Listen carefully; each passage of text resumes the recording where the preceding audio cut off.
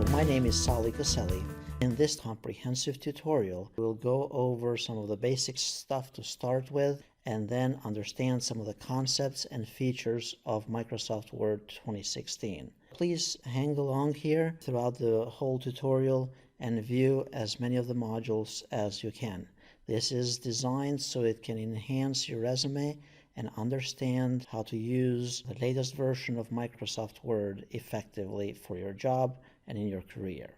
We are going to cover some of the basic features such as getting started using the templates, understanding the Office ribbon concepts and what's new there, formatting the documents, applying styles to text, and then customizing existing format styles, creating a custom style, and using a format painter, using search and replace, then enhancing your document by inserting pictures, shapes, smart art, tables, charts, screenshots, online video in a document, hyperlinks, comments, headers and footers. Then we move into inserting page numbers, text boxes, and files from another document, a cover page, a page break, and then how to enhance the document, such as applying themes to the whole document, and also how to change the formatting of the document by changing the margins and changing the orientation, columns in the document, formatting the paragraph, and then using references for your document, such as table of content, creating citations and bibliography, and then also doing mail merges, such as for labels, envelopes, and email merges as well. Finally, as a progression here, that suppose that you have a big document or a big project to complete, check the grammar, finally check some of the research tools, insert comments, and then inspect the document before sharing it with other users. So stick around and check out as many of those modules as you can. And now we'll get started in a moment here with the first module for Microsoft Word 2016. In this session, I'm going to cover the most basic concepts in getting started with Word 2016. So we open Microsoft Word. You can either click here on the Word icon, or if you cannot locate it, you can simply type here Microsoft Word or just Word, and then choose Word 2016. Now this is new with newer versions of Word, particularly 2013 and 16 here, but notice you're presented here with a bunch of templates, so you can start a blank document, you can take a tour of Microsoft Word, or you can use one of those pre-designed templates that you are presented with. These are presented to you in the very beginning so that you don't have to reinvent the wheel. Now notice here on the left-hand side, you also have the recent documents that you have been working with, and also you have the option here to open other documents in your computer. So let's assume that you wanted to use one of those templates. Instead of you redesigning something, you can simply click on one of those designs or templates and click to create it, and it's as simple as that, and then all you have to do is fill in this information in any of these fields. Let's go back to the previous window here. Notice that you can also search for templates online. So let's say I want brochure. Type what you want, and then you'll see here a listing of designs from the web. All you have to do, like we did earlier, you can click on it and then it will open up and change it. Notice you also have these options here on the right-hand side, so feel free to check those out as well. Open it. Now click on Create. Notice it has all the components and you do not have to reinvent the wheel. So the third scenario here is how to create a new document. So of course, let's assume that we don't need these whatsoever and we are starting from scratch. You'll find the Microsoft Word and you'll click on a blank document. Once you click on a blank document, now you're presented with the interface for Microsoft Word. So before we get any further here, I'll just take a couple more minutes and explain just some of the components that exist here in Word 2016. It's very similar to the previous versions that you're used to using. However, it probably helps for somebody who is starting. So notice here, you have these different tabs here on the very top. You have the Home tab, the Insert tab, You have the design tab, the layout tab, and so on. The tabs here, along with all of these different icons within each one of the tabs, and those icons are simply different functions that you can perform in a document using Microsoft Word. Notice that those functions are also grouped together. So for example, all the stuff that has to do with the fonts, it's under the font block here, or grouping. Anything that has to do with paragraphs or styles, it's under the paragraph grouping here, or styles grouping. If you go under the insert tab, similar thing as well. You have here anything that has to do with illustrations, it's in its own grouping, and so on. So the way those tabs work, they are organized in the order that you'd most likely work with in a document. So particularly if you're working on a brand new document, you're going to create the content, format the text, paragraphs, apply some styles, then you're going to insert stuff to the document, such as pictures and tables and such, and then you're going to change the layout to the document, you're going to add some references, potentially you might be doing some mailings and so on, and then finally you might be doing some review for it, checking spelling and such. And then under the View tab here, you'd be able to read it to finalize before you send that document or project to somebody. So again, the concept to understand here is that they are organized in a certain way, the icons are grouped together, and the tabs are in a specific order depending on the work that you're doing. Notice also you have the File menu. This is back from, if you remember, in Office 2007, that was taken away.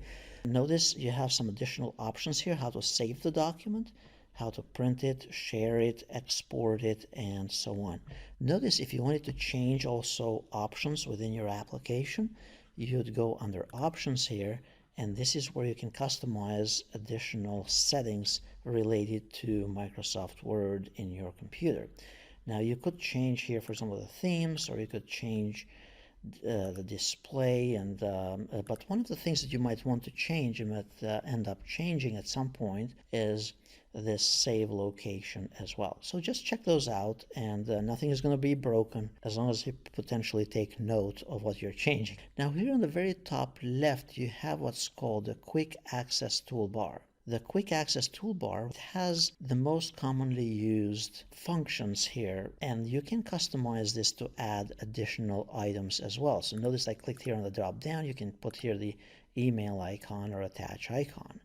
Now if you wanted also an icon here, let's say for inserting pictures, well, all you have to do is you right click here and choose to add it to Quick Access Toolbar, and now the option to add pictures, it's added to the Quick Access Toolbar. So again, Quick Access Toolbar, it serves for you to get quickly to whatever you need to do. Another thing to remember here is that notice we don't see the ruler anywhere in this document. So this is the area, of course, where you type your document and such. So if you need to view additional components here, you can choose to, under the View tab, you want to customize to show the ruler for the document. You can even have grid lines if you needed to, and navigation pane as well if you need it to. Additionally, before I finalize this quick session here, notice that on the bottom right here, you have also options for zooming in and out of the document, and you have the various different layouts for this specific document, whether you want to do a read mode or the print layout mode. Here on the left, you also have the page numbers and the words in this specific document. If you click on any of these options here, it will give you more information about your document. Finally, one quick feature, and this is new in Word 2016, is that let's say you're on the Home tab here and you don't know how to do something. Well, Office 2016 has this option here that you can, it says, tell me what you want to do. So if you wanted to change, let's say, the margins, you simply type margins here, and notice it gives you all the potential options here. So you don't necessarily have to know where an option is, even though I'm going to explain it in this tutorial. So you click here on Adjust Margins, and it gives you all the different options for margins, even though you're not in that specific tab. If you're not sure as to how to do something, you can also click here on Get Help on Margins, and it'll take you to the online help for Office 2016 directly from Microsoft. So some of those options, we'll learn them as well as we go, but I thought it would be helpful for you to know about this feature. Tell me what you want to do. So hopefully that is helpful. Stay tuned. We'll get started in a moment. The next segment here on getting started with a document, doing some of the basic functions in a document.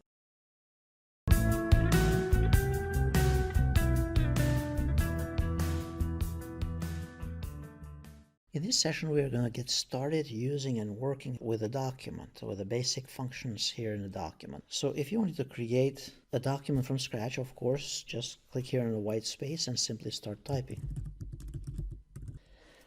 For the sake of simplicity at this point, I'm going to just go ahead and bring in a document that has just some plain text, and we'll work with that specific document. Let's assume that we have this document. You typed it. There's nothing special about it.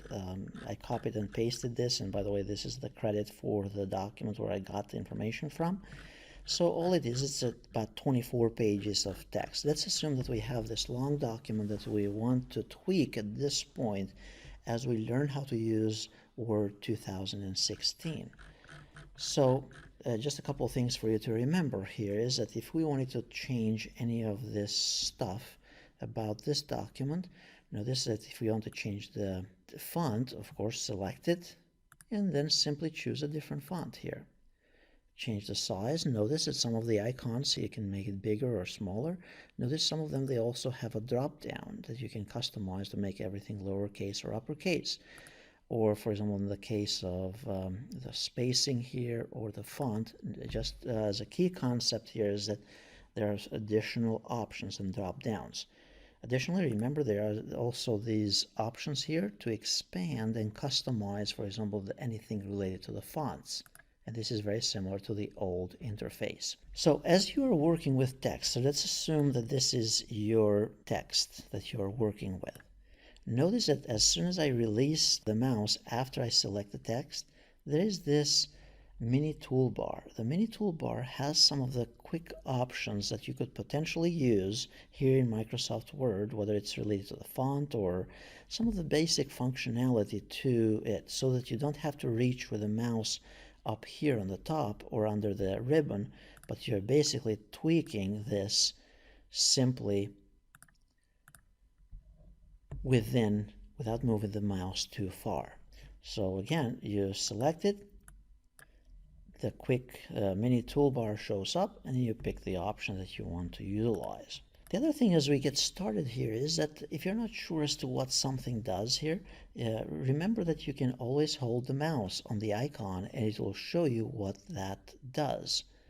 So it gives you a description of what that function is and what it does. I could select those, and this is basically using the bulleted lists. So if I want just simply dots here, notice I just selected the text, chose this. If I want a different particular kind, I can simply click on the drop down and pick one of those. Or if I wanted numbers, you can do it like that. If for some reason you want to customize something within the bulleted list, you can change the levels. You can customize down here as well by set the numbering style and things of that nature as well. So the tip here is that the computer is not going to break. Just tinker with all the different options. If you want to learn the program and the application here, click on the various different options and see what they do. That's the best way to learn an application on your own as well, besides following this tutorial, of course.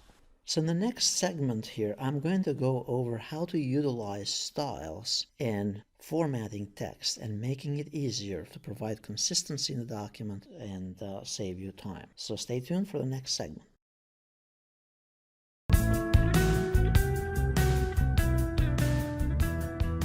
In this session, I'm going to go over using styles in a document. Styles in Word 2016 are a powerful tool that can help you provide consistency throughout the document by applying the same properties throughout the document as you're formatting it, as well as save you time. So how do you apply styles? All you have to do is you select the section of your document here, and let's assume that we want to make this heading number 1. So simply click on heading number 1 here, And by the way, these are the list of styles here. Notice you have a drop down as well here to see the other styles in the document. Now this feature here of you holding the mouse on the text here, this is called the live preview. It gives you a preview of what it would look like if you were to select that option before you even click on it. So let's assume that we want this for heading number 1. So you basically go throughout the document here and you apply the different styles for this particular document. Now, my suggestion is that you apply heading 1, heading 2, and heading 3 styles and so on throughout the document. The reason for that is that later, if you have a long document, you can also create a table of contents directly from the styles that you applied throughout your document. And the table of contents will be generated only if you have heading 1 and so on styles. Now, if you don't like how something looks like at this point, what you can do is that we'll go and modify the style to your liking, and then that will be updated throughout the document automatically. So basically, you don't like something, you can tweak the heading 1 style, but you need the heading 1 style to create the table of contents later. I'll also show you how to create custom styles from scratch here in a moment. You get the idea here. We apply the heading styles throughout the document depending on the layout and the organization of your document. So for example, this would be heading 1, this would be heading 2, and then you scroll down in your document and you apply the other heading. So this, let's assume it will be heading number 3. You could even apply this as a heading number 4.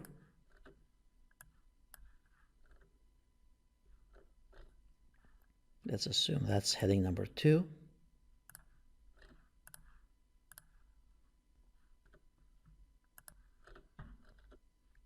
And notice here we had the technical underpinnings, and then we have the development plan, and then we have the essential information protection. That probably falls under what we covered earlier. So you do that throughout your document. Now, one thing to keep in mind here is that, like I mentioned earlier, if I wanted to change how heading number 2 looks like, and notice if I clicked here, it shows heading number 2, that's the one selected. To modify a specific style, I have 2 options. I could simply either customize the text here the way I want it. So for example, I want this to be larger. And let's say I want that to be bold. And then I want this to go all the way to the left here. Notice I can go here since I have the ruler showing, and if you don't have the ruler, you can go under View and choose Ruler here. Notice it shows up or it disappears. Go here to the Home tab, and I'm going to move this to the left so that my text is all the way in the left. Now we are kind of deviating what we were trying to do to explain here as far as the heading 1 style, but basically we're tweaking this the way we like it to be showing up. And then I'm going to make this, let's say, orange color, so it kind of stands out for us. And let's say I want the font to be a different font. Let's say I want the Calibri here, and I want that to be 20 points. Now what you can do is, now that I have tweaked heading 1 here the way I like it, I can simply select it, and you can right-click on the heading style up here, and it says Update Heading 1 to Match Selection. We're telling the computer to update any heading 1 styles wherever we have applied them, and even though we have not applied them yet, to be however we chose this to look. We click here and update, and now notice if I scroll down, we'll find out here that wherever I applied here, for example, it was heading 1, that has been updated, and notice in the other options as well. Now, if I wanted to update heading number 2, I could do the same thing. I could simply highlight this, change the font, and let's say I want to make that blue, design it however I like it, and then I can choose to update it. And now notice if I scroll down throughout the document here, you'll see that heading 2 has been updated to what we chose earlier. Now, let's say that we still want to tweak this. We want to make it underlined or whatever. What you can do is you can select it, go under heading 2, choose Modify, and then notice you can just change properties. So again, you can modify this 2 different ways. You can either tweak it first and then update it. I think that's the easiest one. or you can simply right click and then tweak with all kinds of other properties here as well. So you can change, for example, I want it underlined, I press this, it will be underlined. You can also change the formatting, the border, the frame, the numbering, text effects, and all kinds of other stuff, and you can tweak that on your own. Just remember, if you change it, you need to also update it automatically as well. You click OK, and now if we scroll up or down here, wherever this was applied in the document, it will be automatically updated with the underlining. Same thing with heading number 3. So we'll go and find the heading number 3 wherever we applied it. So this is, for example, heading number 4. Typically, you can't use heading number 4 until you have used heading 3, but in any case, I think heading number 3 is this one right here. So you can tweak this however you want it again.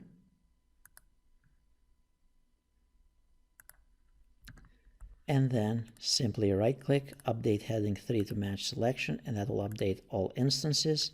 Let's say we want to do this as well. Update heading 4, and now it has been applied throughout the document. So using the styles, it's a very powerful feature and strongly recommended because it will save you time and it will provide consistency throughout the document. Now let's assume that you wanted to create a new style of some sort. So let's say anywhere in the document I want a new type of style. Again, you can customize it the way you want.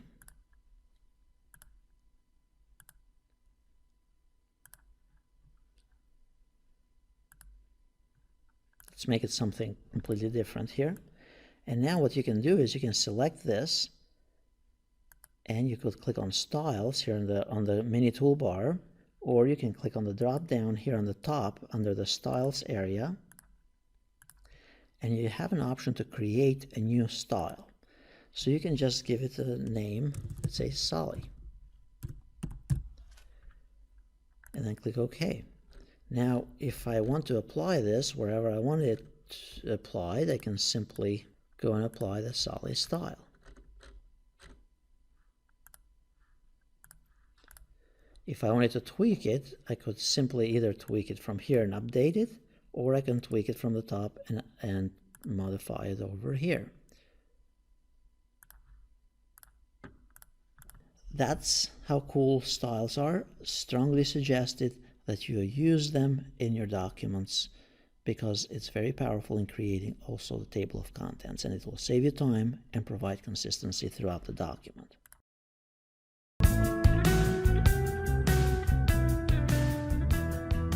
In this session, I'm going to go over using styles in a document. Styles in Word 2016 are a powerful tool that can help you provide consistency throughout the document by applying the same properties throughout the document as you're formatting it, as well as save you time. So how do you apply styles? All you have to do is you select the section of your document here, and let's assume that we want to make this heading number 1. So simply click on heading number 1 here. And by the way, these are the list of styles here. Notice you have a drop down as well here to see the other styles in the document.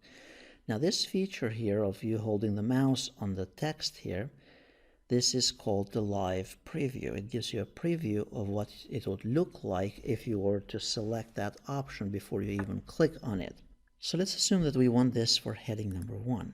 So you basically go throughout the document here and you apply the different styles for this particular document. Now, my suggestion is that you apply heading 1, heading 2, and heading 3 styles and so on throughout the document.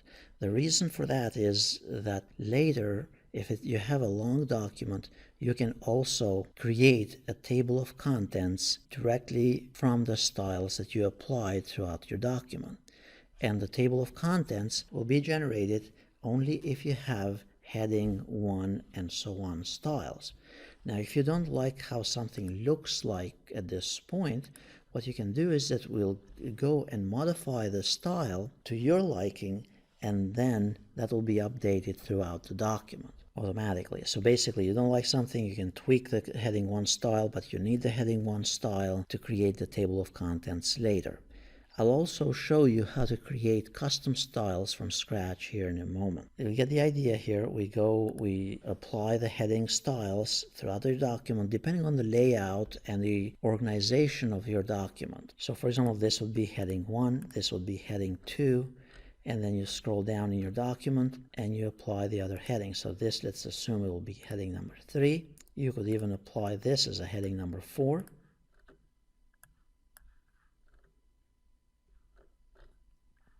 Let's assume that's heading number 2.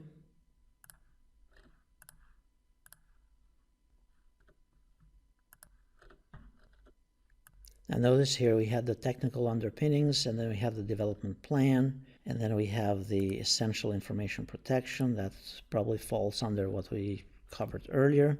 So you do that throughout your document. Now, one thing to keep in mind here is that, like I mentioned earlier, if I wanted to change how heading number 2 looks like, and notice if I click here, it shows heading number 2, that's the one selected. To modify a specific style, I have two options. I could simply either customize the text here the way I want it.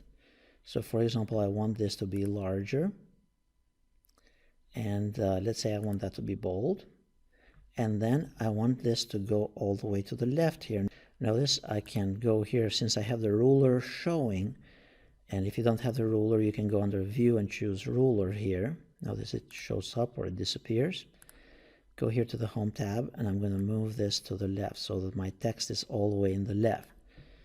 Now we are kind of deviating what we were trying to do to explain here as far as the heading 1 style, but basically we're tweaking this the way we like it to be showing up.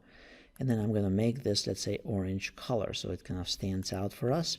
And let's say I want the font to be a different font. Let's say I want the Calibri here, and I want that to be 20 points. Now what you can do is, now that I have tweaked heading 1 here the way I like it, I can simply select it, and you can right-click on the heading style up here, and it says Update Heading 1 to Match Selection. We're telling the computer to update any heading 1 styles wherever we have applied them, and even though we have not applied them yet, to be however we chose this to look. We click here and update, and now notice if I scroll down, we'll find out here that wherever I applied here, for example, it was heading 1, that has been updated. And notice in the other options as well. Now, if I wanted to update heading number 2, I could do the same thing. I could simply highlight this, change the font, and let's say I want to make that blue, design it however I like it, and then I can choose to update it. And now notice if I scroll down throughout the document here, you'll see that heading 2 has been updated to what we chose earlier. Now, let's say that we still want to tweak this. We want to make it underlined or whatever. What you can do is you can select it, go under heading 2, choose Modify, and then notice you can just change properties. So again, you can modify this two different ways. You can either tweak it first and then update it. I think that's the easiest one. Or you can simply right-click and then tweak with all kinds of other properties here as well. So you can change, for example, I want it underlined, I press this, it will be underlined. You can also change the formatting, the border, the frame, the numbering, text effects, and all kinds of other stuff, and you can tweak that on your own. Just remember, if you change it, you need to also update it automatically as well. You click OK, and now if we scroll up or down here, wherever this was applied in the document, it will be automatically updated with the underlining. Same thing with heading number 3. So we'll go and find the heading number 3 wherever we applied it. So this is, for example, heading number 4. Typically, you can't use heading number 4 until you have used heading 3, but in any case, I think heading number 3 is this one right here. So you can tweak this however you want it again.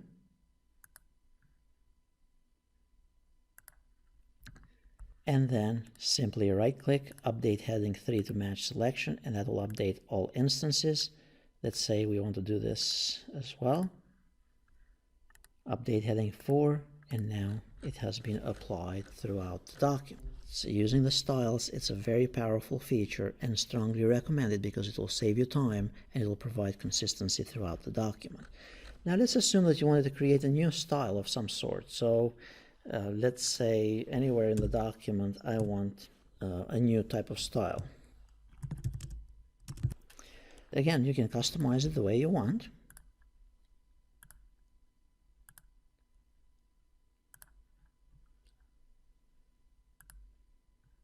Let's make it something completely different here.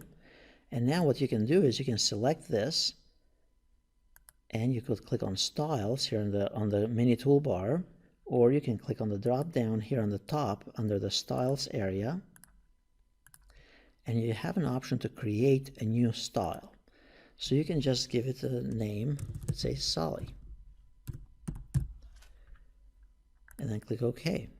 Now if I want to apply this wherever I want it applied, I can simply go and apply the Sally style.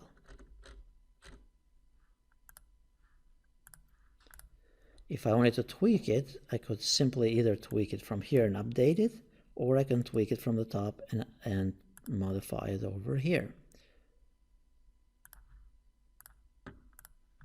That's how cool styles are. Strongly suggested that you use them in your documents because it's very powerful in creating also the table of contents, and it will save you time and provide consistency throughout the document.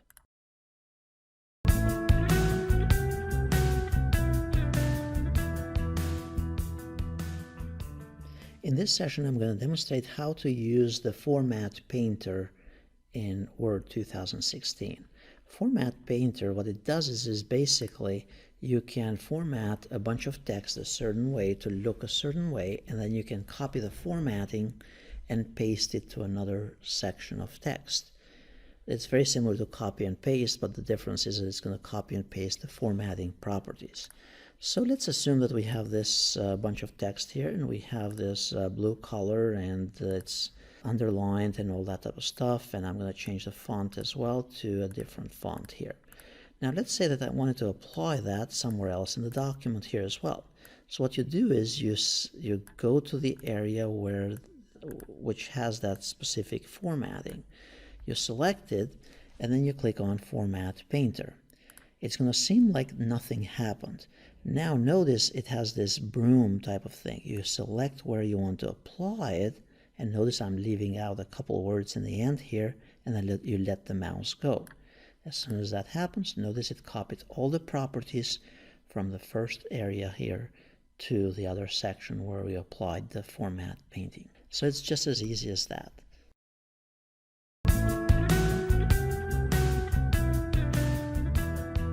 In this next session, I'm going to go over one of the features that pretty much everybody should know if they want to be productive in your work. How to search for something in your document and replace it with something else, but make sure that all instances of it are replaced in your document.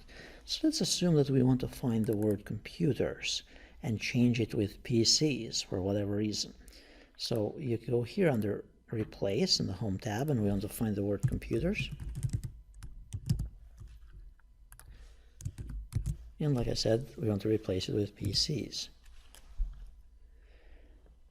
Now notice you have additional options here as well. You can choose to match the case, match only whole words, and you can also use wildcards as well if you need it. That is basically if you want the word computer and to include also the computers and so on. So multiple variations of it. So now notice also you can check on formatting, paragraph, and all kinds of other options as well, specific paragraph marks and so on, and I'll try to demonstrate that in a moment here. So now we click here on Find Next, and that would be the best option here to find, for example, computers here, and it's going to replace it.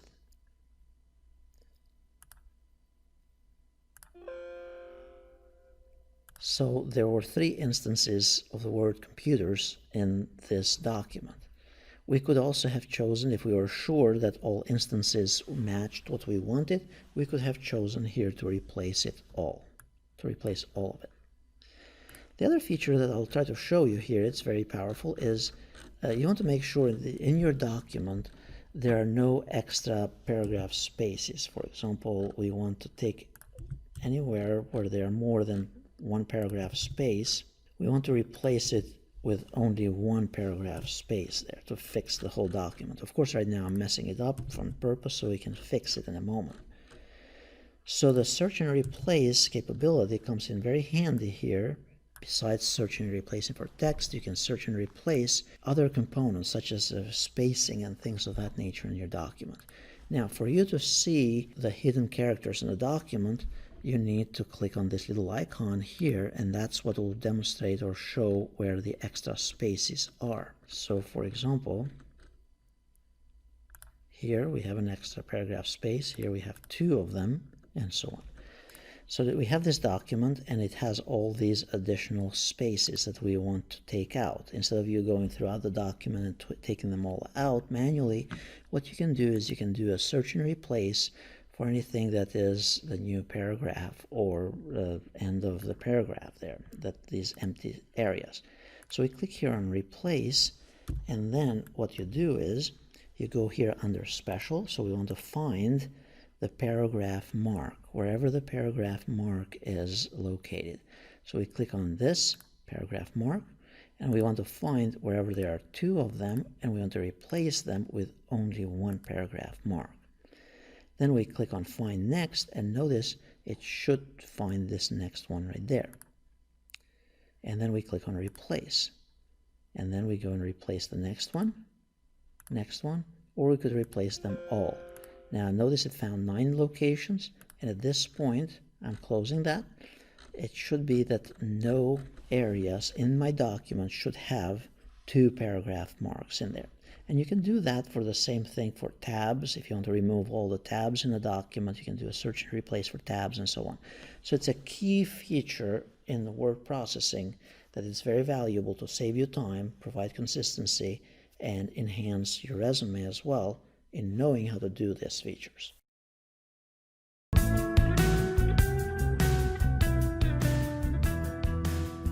In this session, I'm going to continue with the other features of Microsoft Word in order to enhance our document here that we are working with and learn some of those features as well. So earlier we learned how to use the items here under the Home tab, such as the paragraph and format painter and styles and search and replace and so on. So now typically, as we mentioned earlier, you have the Office ribbon that has those features and functions grouped together depending on the task that you are performing.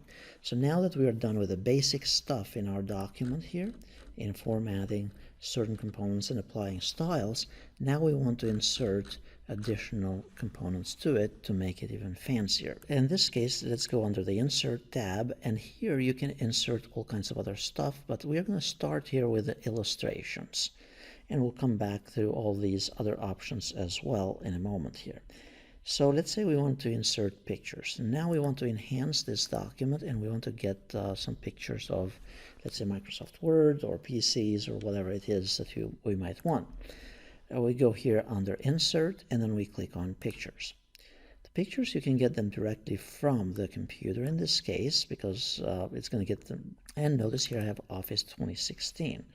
Notice in this case, this image is quite large, so you can resize it. I'm sure you know how to do this by simply dragging the corners. It's recommended that you use the corner handles rather than using the middle points here, because this resizes it proportionately. Now that the image has been inserted here, if you double click on the image, notice that there is a Picture Tools option that shows up, or one of the other tabs here. As soon as we click on the picture here, it opens up with Picture Tools. If we double click, it'll actually open that whole ribbon. Here, these are tools, and they are referred to as contextual tools. Basically, tools that are displayed on the ribbon based on the context of what we are doing. So in this case, we have picture styles. Remember the text styles? We could change and tweak the text within the document.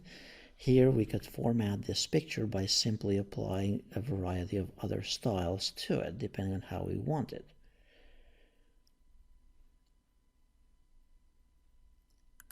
Let's say we want it this way. You can change the border, other picture effects, and again, like I mentioned in one of the previous segments, in order to really learn the application, just click on the various options and see how you can tweak and tinker with it, and that's the best way to learn about it. Now, the other thing that you can do here is that you can also customize the position, where you want this picture to show up. So you can simply click a specific position on your document, and let's say we want it in the middle of the document, the left, and all that type of thing. So I'm going to leave it alone for now so that I can show you one of the other features before we can tweak and tinker with that. So let's suppose that we want the text to be wrapped around the picture here, and this is a very important concept for you to understand. And that has to do with what's called text wrapping, or wrap text for this image. So what you do is you click on the image and you choose then wrap text. Here you can tell the system how do you want the text wrapped around this picture. You click, let's say, on tight, and notice now the text, it will be tightly integrated around the picture. Since we chose that option, we can also drag this and place it wherever we want in the document, and then the text will kind of self-adjust around this specific image that we picked. And notice there's also a little icon here next to it to choose the different layout options, and you can apply whichever option you prefer in that case. So that's an important component for you to remember here. Notice also you can use the crop tools. We don't really need to crop this much at this point, but if we needed to, you just crop it from whichever direction and click crop again, and now it has been cropped. If for some reason you choose to undo one of those options, you can simply go back here, and it will be the way we had it from earlier. So this is basically using the back and forward options, or undo and redo options. So that is applying pictures from the computer, or inserting pictures from the computer. Now in Office 2016, you also, the clip art option, it's actually no longer available if you see here, if you note here. So what they did was Microsoft has you go online for pictures and access pictures online. So you simply click on online pictures, and then it's going to use the Bing search engine for you to search for various pictures. So let's say computer, hit enter, it's going to give you a whole bunch of computers. Now remember, some of those are copyrighted material, so you need to really kind of be cautious if you're going to use those for marketing and commercial products and so on. So you pick what you want from here, assuming that the copyright stuff is correct, and then click on what you want, click on insert, and this is very similar to clip art in previous versions of Microsoft Word. Again, you can resize this and apply any of these picture tools that we learned about earlier, and then choose the text wrapping, tight, and then move it wherever you prefer to have this. So that's inserting pictures from online. The other thing that you can do is also you can insert various shapes in this document. So for whatever reason you want to make a diagram or an arrow or whatever the case may be, simply click on the shape here that you want and then drag it. That's the difference. That's a trick here in Microsoft, or when using shapes, that you have to drag it. The other thing to remember here, as soon as we insert the shape, notice that you have a new set of tools, the contextual tools, and you can change here the design for your new object that you inserted. You can change different properties and position and the wrapping as well, so you could actually make that so it's tightly wrapped as well within the text. So notice the text will be self-adjusting around it. One key thing to remember here as well is that you can rotate it by using this handle right here, and rotate this object any which direction that you prefer. So that is inserting shapes in your document. Next, and we're going to do this in a different video segment, we're going to learn how to insert smart art. It's a very powerful feature, so stay tuned to how to use it.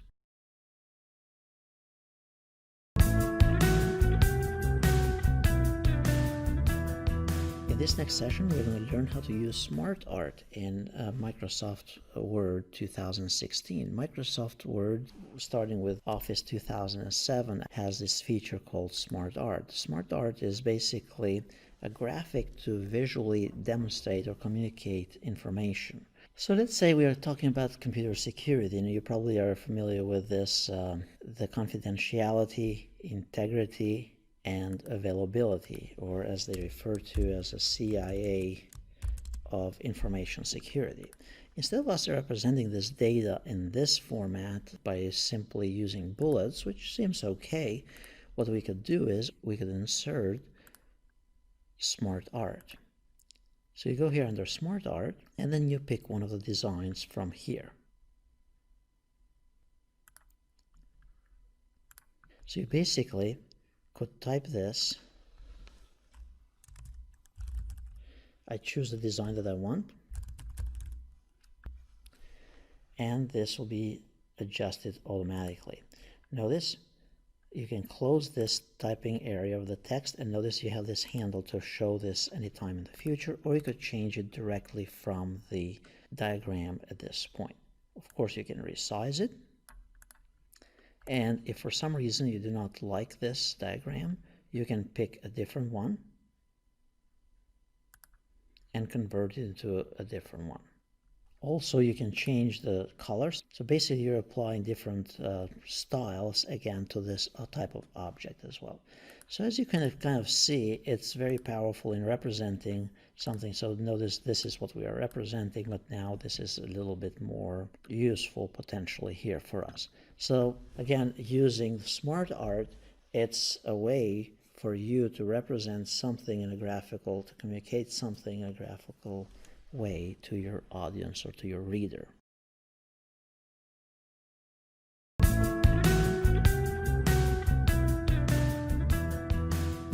In this session, I'm going to demonstrate very briefly as to how to use tables in a document in Microsoft Word. So let's assume that we want to insert a table in this location for this document. So all you have to do is you go under the Insert tab, click on the table, and then you can either pick one of the quick tables from here, or you can design your own. So let's say I want 5 columns and 3 rows right there, and the table has been created automatically. Now notice as soon as we insert the table, you have these table styles. Again, remember, just like with text and images and so on, you can apply predefined styles to your objects that you're working with, depending on what you're doing. Notice there are additional styles here that you could apply as well. So just pick one of those styles and customize it further if you needed to. Notice you have also under the layout here, you can customize the delete or change properties or insert and indent the text and all that type of thing regarding your table here in Word 2016. So the idea again is to insert the table, pick however you want it, and then adjust it by going to the Design tab and going to the Layout tab. Notice if you need to adjust the width of each column here, notice here under the ruler area, and if you don't have the ruler area here in view, you could go under View and choose to show the ruler. Now from this area, you can adjust the width of these columns as well. So that's basically how to insert tables in Microsoft Word.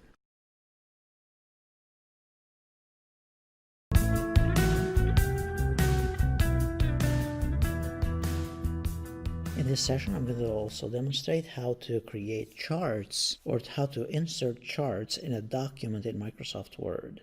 A lot of times when you're creating a report or major document or whatever, it may involve in using data as well. And by the way, I'll have another video on importing, linking Excel with Microsoft Word. That's another tutorial that will be coming shortly here, but this is basically how to insert a chart within a document.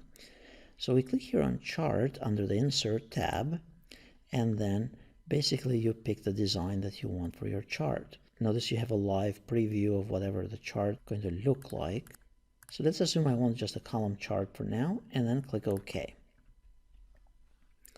At this point, notice as soon as it inserts the chart, notice you have this Excel-like data entry form here. So it says series 1. Well, maybe you'd want the months here. So basically you have to plug in the data at this point. And then let's say this is the average sales in millions, for example. And you get the idea. Then you plug in the numbers. So let's say this was 7.8. In February it was 2.7. And in March it was 6.9. Now notice the table here is being updated automatically. Now the other thing to notice as well, and I'm going to try to make this bigger or navigate through a little bit, notice that we don't need this category 4. What we can do here is that we can actually exclude that. So instead of deleting it, because if you deleted it, notice what happens. It just leaves it still there, but it's just going to be blank. What you need to do is you need to move this blue area, hold the mouse on it until it changes to double arrow, and then drag it up. And then let it go, and now notice the chart, it's going to be automatically readjusting for your display here in your document. Now, if I click outside of the chart here or close this at any point here, notice now it's ready and I can resize this however I want. You can change the title, of course. Now, if you wanted to change additional properties for this, you can double click on it again. And notice you have the design area and you can change and utilize a different style again for your charts here. And you could tweak this however you need it to. Make it much fancier, as you can see. And you can change also the quick layout if you needed to. You can change colors if you prefer to, and other options as well as editing the data here as well. If you don't like the same type chart or type of chart that you picked, you can change it from here. Notice there's also another tab here under contextual tools where you can adjust the formatting for this. And keep in mind here for the chart as well, under the formatting, there's also the option for text wrapping. So text wrapping, it's a really important concept to understand for all types of objects that you use in your document. So I choose here wrap tightly around the text here, and now notice the chart can be part of my document.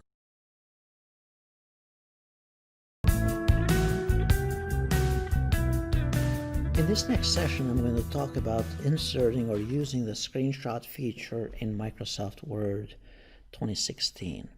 So let's assume we have this document here, and now we want to insert a snapshot, whether we are doing documentation on how to do something or whatever the case may be. So what you do is you go under the Insert tab, or you click on Screenshot here, and notice you can either clip the screen or you can pick from one of the available windows. So in my case, I'm going to do a screen clipping first. So I click on screen clipping. And now at this point, I could pick part of my screen. And now that has been inserted in my document. Now this, you could use it for creating a manual or creating directions or whatever it may be within your document. And notice here, this is basically just like another image that I inserted in the document. I can go here and customize this and make it look differently and so on, and apply the various different styles related to the images in the document.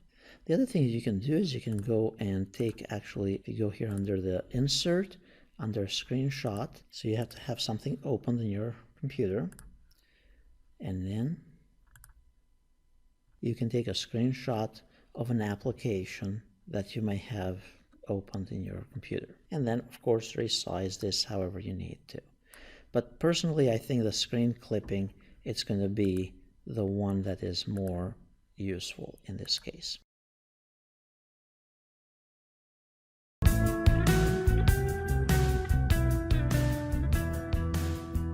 Another cool feature in Word 2016 is the ability to insert media directly from online, such as a video from online. So to insert video from online, you click on insert here, you go to online video, and then you can search for videos, whether it's from Bing or from YouTube and so on. So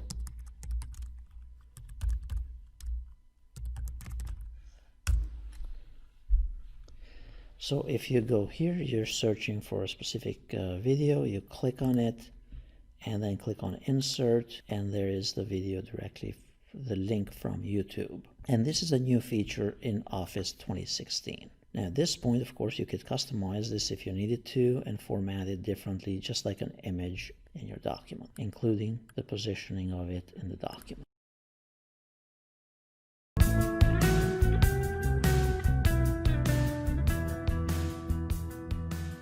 In this brief video, I'm going to demonstrate how to utilize the hyperlink feature in a document in Word 2016. Well, it's basically you're linking to a document or to a resource outside of your document here. So let's assume we want to learn how to customize privacy settings in Windows 10. And we want to have a link so that whoever we send this document to, they can go and click on that link and go to that video directly online, or to that article directly online, or whatever it may be the case. So what you can do is you can simply select the text that you want to hyperlink, and then click on hyperlink, and then instead of directly linking to an existing file here, you can link to a URL to a web page out there. So now what we do before we can do that part, we go here to the web and we find the video that you want or the article that you want, copy the URL. Now we bring this down, and then here under the address that we opened earlier, we can open it again. So I have highlighted this, click on hyperlink, go ahead and paste it in there, and then click OK. Now at this point, notice that it says press Control click to take you directly to that video. So if I do Control down, hold down the Control key, it will take me to the video or to that article on the web. So that's how you use hyperlinks in a document. And this was just to the website, to a web document, but or to a website, but you can also link to a document in your computer as well.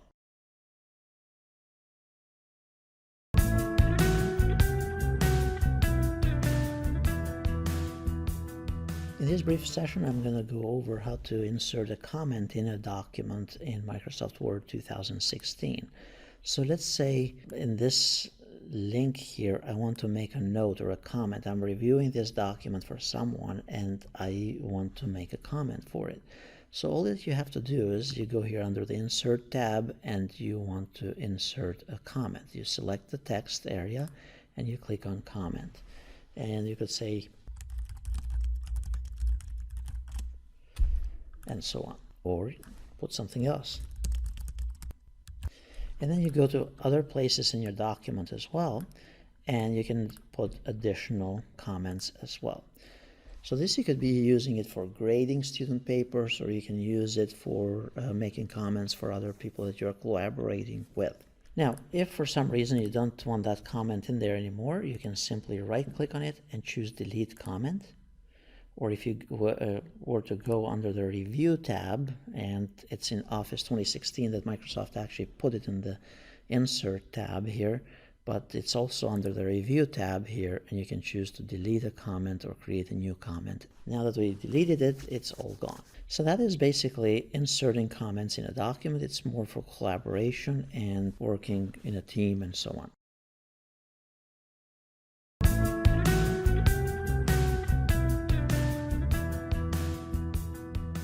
In this next session, I'm going to demonstrate how to insert headers and footers in a document. So if you notice here in my document, I don't have any headers or footers. So what you can do anywhere in your document, go ahead and simply click on Insert and then click on, let's say, Header. Now notice, as soon as you click on the drop down, you have all of these different templates. Now this depends from version to version. Now with Office 2016, there are more options in here for you to utilize. So pick any of those designs, and basically you put in there the title of the document, And this has the date field in there, but you could change that to insert additional options in there instead of the date field. Or you could simply pick a different design. So if you go here under the insert and choose headers and footers, if I wanted a different design here, a different header, that's my different header. Now for inserting a footer, go under insert and then choose footer, and then choose the type of footer that you want to apply to your document. And there's my footer here. In my case here, I didn't, when I chose a design, under insert here for footers, it's not giving me a complete preview for some reason. I think it's because of the resolution that I'm using here for recording, but you should also be able to see in here a little preview of what it would look like. Now notice as you're in the header or the footer area, so let's say we go to the header here, double click on it. Notice they have the contextual tools for the header and footer area. So you have the formatting of the header and footer. You can change the design however you prefer it, and other components as well. But you can also have here the type, under the design here, the design tab, you can choose. So if we go to the very top, and notice you have to be slightly outside of the box here, but you can choose to make it a different header and footer on the first page if you want a different one for the first page. And then notice right now the first page doesn't have that, but there are other pages they do. So this is if you're doing a report, you don't want the header on the first page. That's how you'd enable or disable that. And also you can change it for odd and even pages from here as well.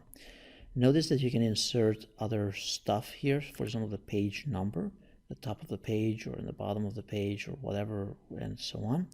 You can also change to insert here other quick parts such as document properties, whether you want the author or whether you want the date or the status or the title of the document and things of that nature as part of your header and footer as well here.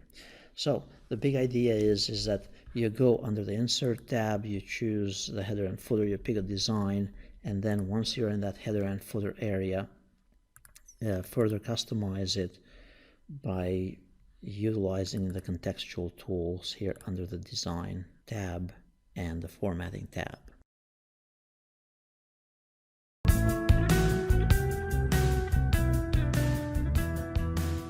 In this next session, I'm going to demonstrate how to use a text box in a document in Microsoft Word 2016. It may seem very simple and basic, but it's actually a pretty cool feature, especially in the new version of Microsoft Word 2016. So what you do is you go here in the document, wherever in your document, and let's say we want to insert a text box. So you go under the Insert tab, and then you go under Text Box. Now here you have different types of designs that you could pick from. So let's say I like this kind of design here. Notice it has a cool design there. All you have to do is just put some text here. And there you have your text box. If you wanted to change it or make adjustments to it, again, remember the concept is that you can double click on it and click on the various tools related to this particular object, and of course using other functionalities as well, or options within this. Remember, you can always resize it and move it wherever you need to move it. So that's basically using a text box within a document.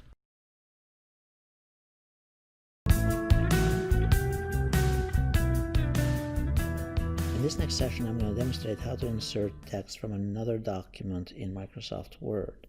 A lot of times we have two documents and we want to merge them together. Of course, one of the ways is to copy and paste the document from one to the other and so on. But how do you do it? By using the commands or options in here. So the way to do that is by clicking on the Insert tab here, and you go under Object, and besides inserting an object, you can insert text from a file. So text from a file, then you go ahead and find the other file, and notice it's just going to paste it in here. So now I had 20 pages, now I have 46 pages in my document. So it's as simple as that. Other things that you can insert here, and since we are in this session, let's learn as far as that you can also insert additional components such as equations in your document. or additional symbols here as well.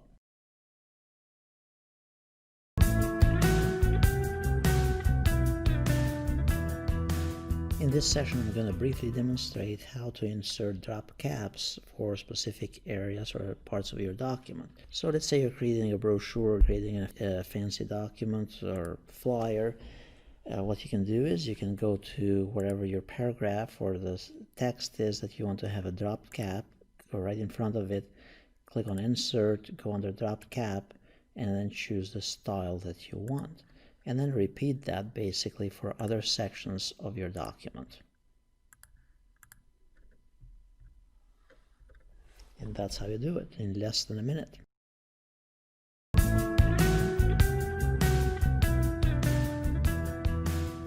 Before we move any further in our study of Microsoft Word, or in our tutorial on using Microsoft Word 2016, let's also learn how to utilize and insert a couple of things here under Pages on the Insert tab. So let's learn how to insert a cover page. The cover page, all you have to do is click on Insert here, and you have various templates or designs that you can apply to your document.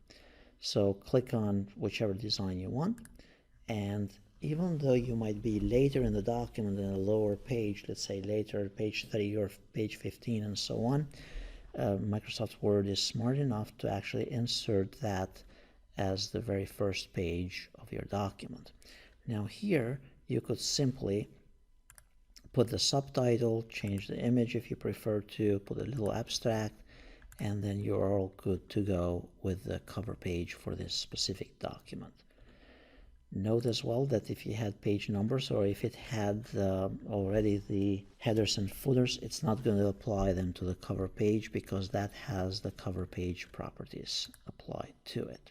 Again, you can tweak it further by using the design and changing the layout tools and contextual tools that exist here under the ribbon. So that is using a cover page in a document.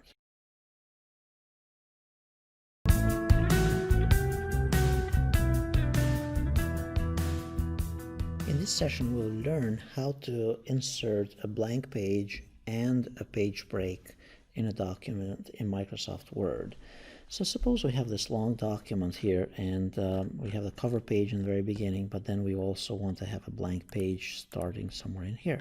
So what we do is we can go under the Insert tab and simply click on Insert Blank Page, and now we have a blank page on page 2. Now, or page 1 in that case.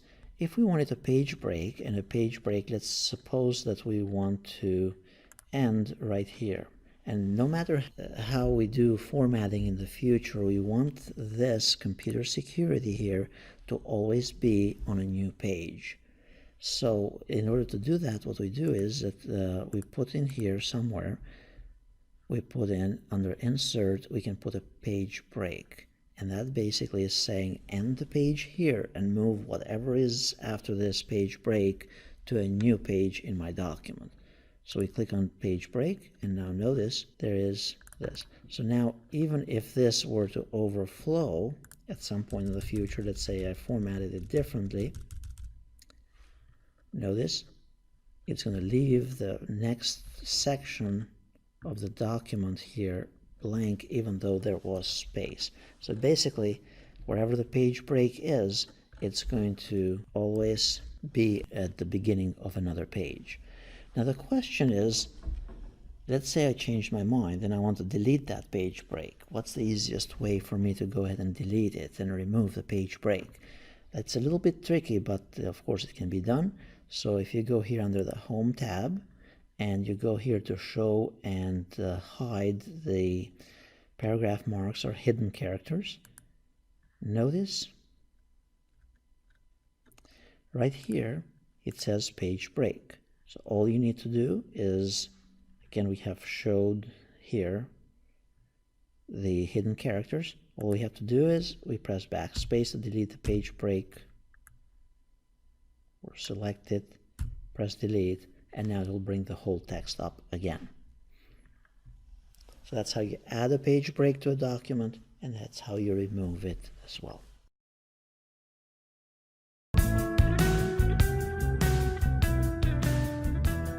In this session, I'm going to demonstrate and utilize the design feature in Microsoft Word 2016. This is a new tab in this version of Microsoft Word, and we have this option for design. So here, for example, you can go under any object in your document and you can apply a design theme throughout your document or to various components within your document so that it provides consistency and such. So basically what you can do is go here under design and then select an object in your document, and let's say I want to make that the title. Notice this is a live preview. That's how it's going to change whatever I'm trying to tinker with here.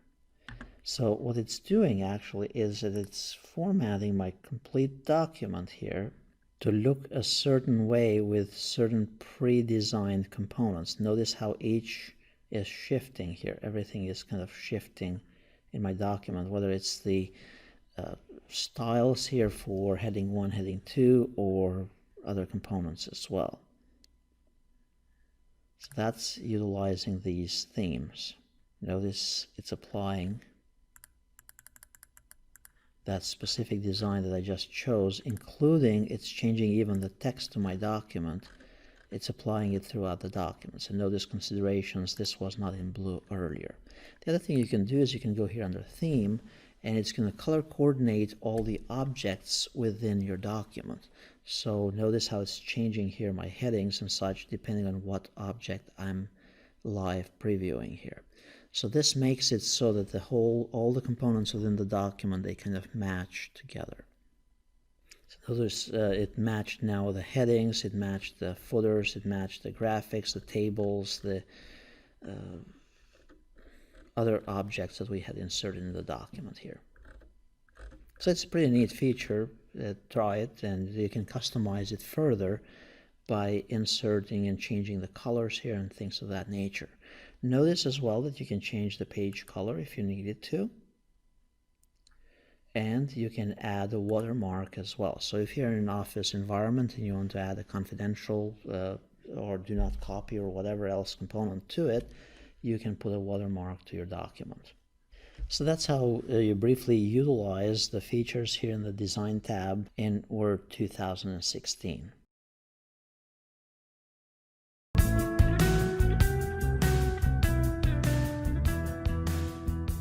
In this next session, we are going to learn a little bit about the layout, modifying the layout of your document in Microsoft Word 2016. So let's say we have this document, we tweaked the fonts, we tweaked all kinds of other components, then we inserted pictures and all kinds of other fancy stuff in our document, and then we changed the design, and that's why we have this reddish look to it at this point. Now we'll go under the layout. At this point, let's say we want to change the margins for this document. So we are learning how to change the margins.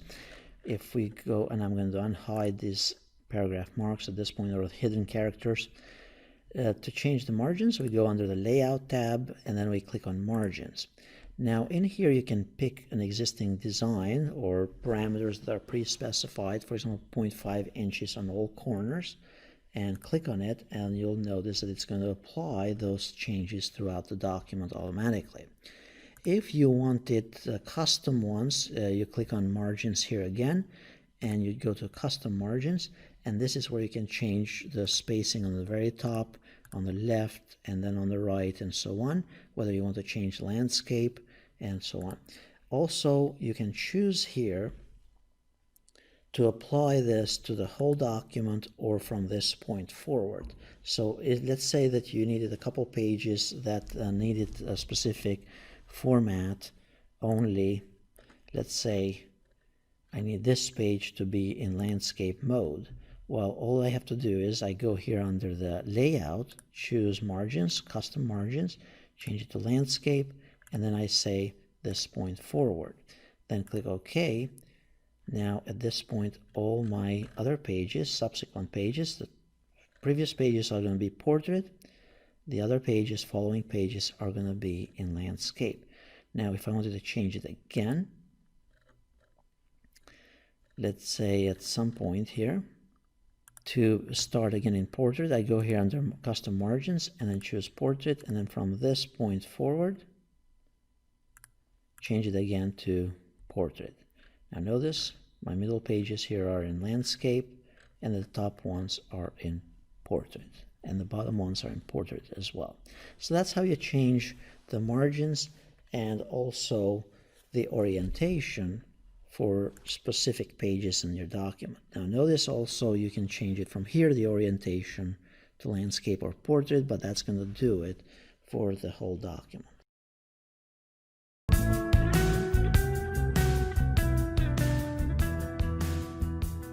In this session, I'm going to demonstrate how to create columns and basically format your document to use columns and so on to make it more visually appealing. So the way it works is that you can go to Layout here, the Layout tab, and then you go under Columns.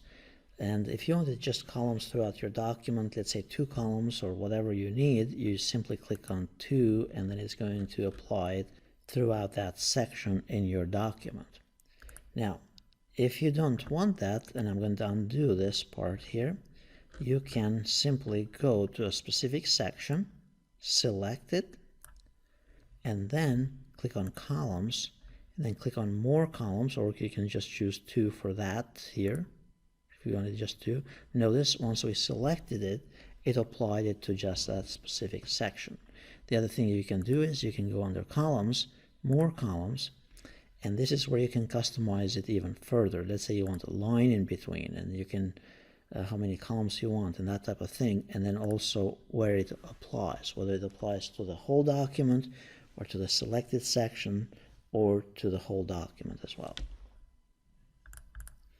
And now we have 2 columns there, and that's how you basically utilize columns in your document in the page layout for your document.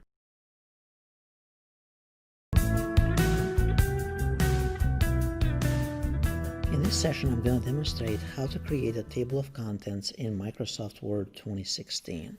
There are 2 things that you have to do in order to successfully generate a table of contents. First, you have to have a document, and the document has to have sections that you can apply. For example, it's heading 1, heading 2, heading 3, and heading 4. Basically, you need to organize the document in such a way that it kind of makes sense. Then the second step is that you have to apply the actual heading for those sections. So for example, we have here this section. Let's assume this is heading number 1.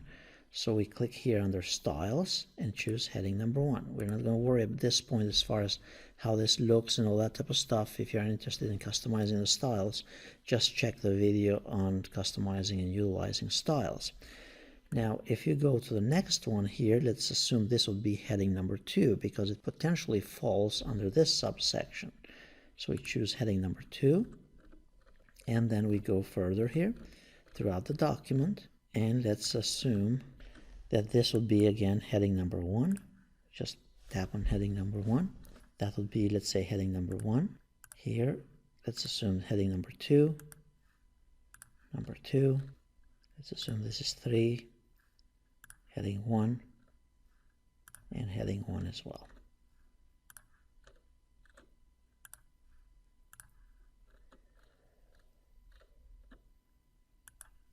So you're basically going throughout your document and applying the various headings. Now let's assume that we are ready to generate the table of contents. We simply scroll to the very top here, or wherever we want the table of contents. And let's assume we want to insert here a blank page of sorts. We click on Insert, Blank Page, and then go to the very top. And now we want to put in here the table of contents. We'll also assume that there's a cover page somewhere here for our report, but for now we just want to insert the table of contents. We go here under References, and then we click on Table of Contents. Then we pick one of those designs. It's going to create an automatic table based on heading 1, heading 2, heading 3 styles that we applied earlier in our document. So all I have to do is click on this, and there it is. So for example, this says on page 9, it's separation of privilege. If for some reason you changed the document and the page numbers shifted and that type of thing, then what you need to do is you need to go back to the top here and click on Update Table. And then click on Update either page numbers only or entire table if you applied new styles along the document and so on. So you click on that, and then the page numbers will be updated again. So that's how it works. Keep in mind here that if you hold the Control key and press click, it will take you to that specific section in your document. So it's a powerful tool to know how to use and how to do in your document. So this was from a scratch document. Now, in our existing document that we were working earlier, let's assume, not assume, but this was actually our previous document here that I had our tutorial on Microsoft Word. And let's say here on page 2, purposefully I had left this empty. Now I want to insert the table of contents. Well, I can just simply go under table of contents 1 here, and notice the table of contents has been created utilizing the theme that we applied earlier from our design theme. So hopefully that is helpful.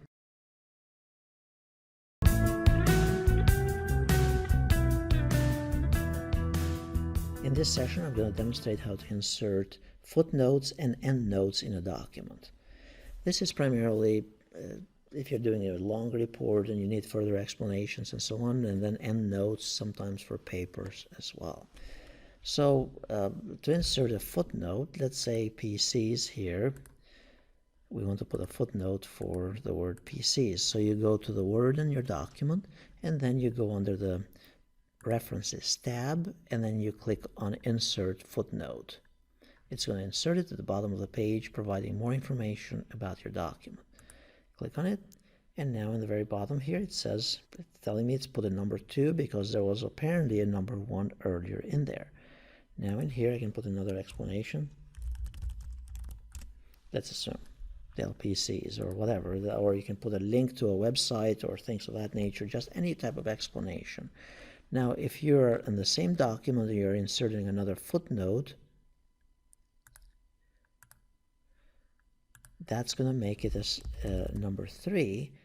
If that part of the document was to shift to the next page, for example, this Manager 3 here, for example, let's move this to a different page.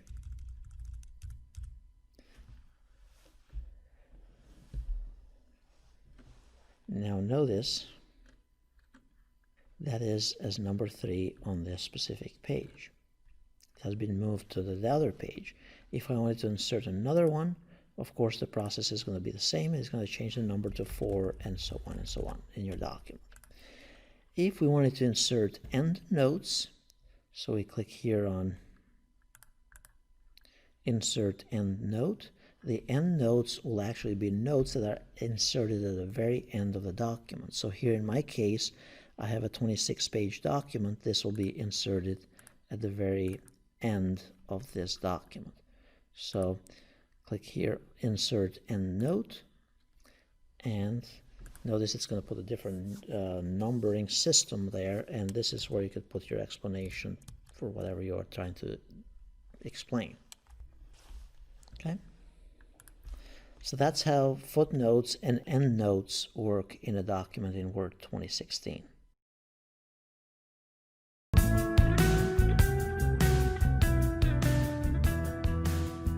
In this session, I'm going to demonstrate how to use citations and bibliography and managing sources for references in a document in Microsoft Word 2016. This is a very powerful tool, and I strongly suggest that if you're a student anywhere, take advantage of this. This tool allows you to insert sources of information for a book or article or other material, where it came from, and then as you're utilizing it for multiple papers, it also builds a repository of those source resource manager stuff within your master list here. So here's how it works. So basically, let's say this is something that we are citing.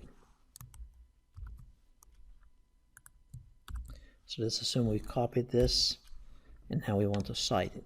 What you do is you first have to determine what your style of writing is, whether it's APA or MLA. So I'm going to pick at this point APA. Basically, you just have to do this once for all your papers or for that course or whatever you're for that document. And then you click here on Insert Citation. You could insert an existing one or you add a new source. So in this case, let's say it's a book. And the author here, you can click on Edit or you can simply type it here.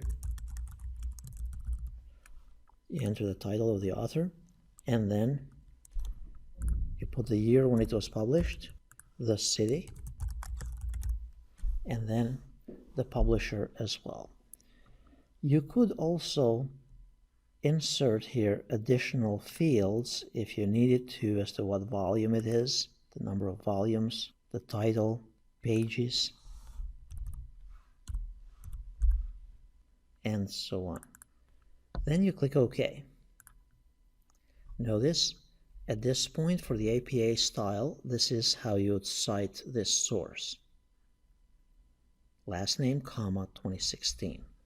Now we go to another part of the document here, and let's assume that this was another section that we want to cite. We put in parentheses, and now we go here under citation, and then add a new source.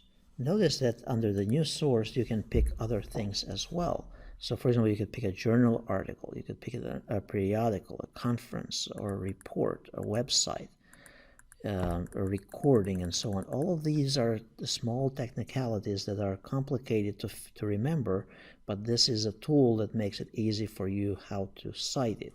So for example, an article from a website, you could simply click here, a website, so a document from a website, and you put in the author. Notice you also have examples here. So in this case, we are going from to the web. So we go here to the website, and let's say this is the article, Can Laws Keep Up with the Tech World? And it was written and published on such and such a date. So now the author, in this case, it would be Bruce Schneier, or however you say it. And then we go to our document,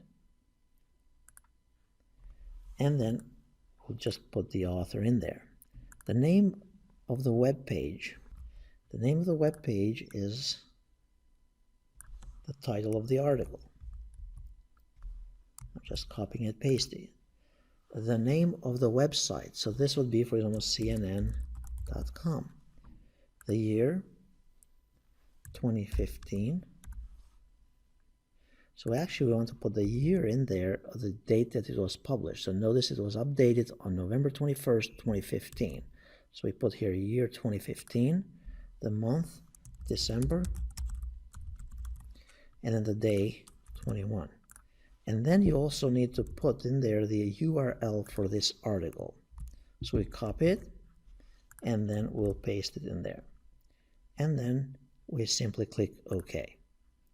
Now it puts it the right formatting for it, and it's good to go at this stage. Now let's say that somewhere else, now notice I'm going up in my document here. Let's say that this is my other section here that I want to cite. And now let's say this is a section here, and by the way, if you are doing this for an actual paper, you probably have to make this reformatted so it's an inch from each corner if it's more than 40 words and all that type of thing, based on the rules and such for the formatting of the style here. But let's assume that I'm simply citing this for now. I can go ahead and click here on Insert Citation, and I could even pick an existing citation. Now notice here under Manage Sources, I used two of them in this document, those that have the check marks. Those are existing or new ones that I just entered. However, there's also this other one right here that I could utilize to cite in this document. But basically, this is a list of other sources that I have done other research, for example, this first one.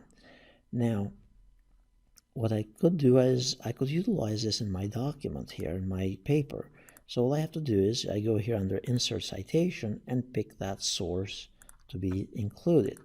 Now, Let's suppose that I'm done with all my citations for this paper, and now I want to insert the bibliography or the works cited. So what I'll do is go here to my document and insert a new page. I go and insert, let's say, a page break or whatever. Basically, I'll just do a page break for now. And now on the next page, I want to insert the bibliography. I go under References, and then I click on Bibliography. And notice it gives you multiple options here. You have bibliography, references, and works cited. That will depend on the type of research that you are doing and what your paper or professor requires. So for example, if I wanted bibliography here, here's my bibliography. And it has the word bibliography. By the way, it's putting everything also alphabetically, automatically, and it's formatting and italicizing and doing all that redundant work automatically for you. Now, if you wanted to see what the difference is between bibliography and works cited, it's you can just click on this and insert works cited as well. And pretty much, I think it's about the same, but again, it depends on what your paper requires. And so that's basically using works cited and citations tool here. It's a very powerful tool. It helps you manage your resources and your sources, and it keeps track of where you're getting your sources for your long research paper. I would strongly suggest that you utilize it.